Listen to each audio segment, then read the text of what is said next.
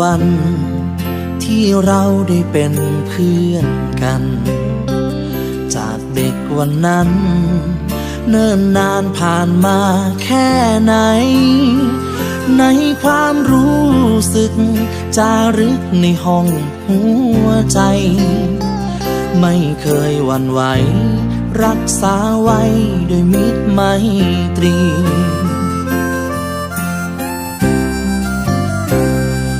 อาจจะมีบางคราวที่เราหายไปก็เพราะช่วงวัย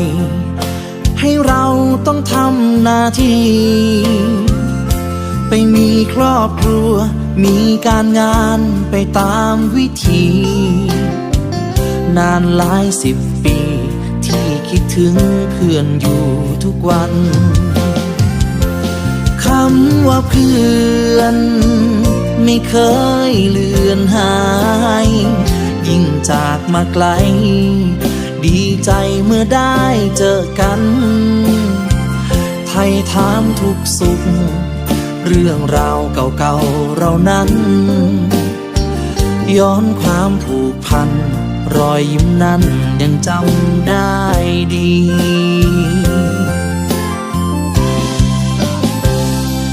มิตรภาพของเราขอให้คงมันห่วงใยต่อกันสายสัมพันธ์นั้นยังเต็มที่วันนี้เพื่อนเราอายุมากขึ้นทุกปีนับจากวันนี้สัญญากันไม่มีวันลืม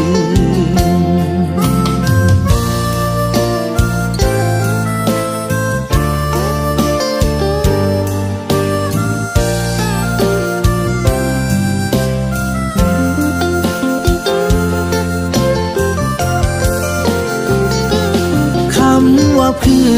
อนไม่เคยเลือนหายยิ่งจากมาไกลดีใจเมื่อได้เจอกันไถ่ถามทุกสุขเรื่องราวเก่าๆเรานั้นย้อนความผูกพันรอยยิ้มนั้นยังจำได้ดี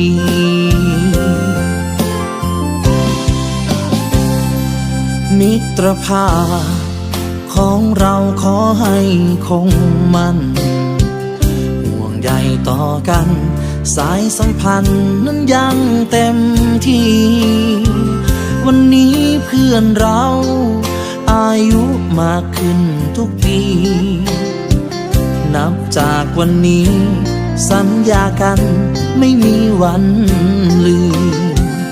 นับจากวันนี้สัญญากัน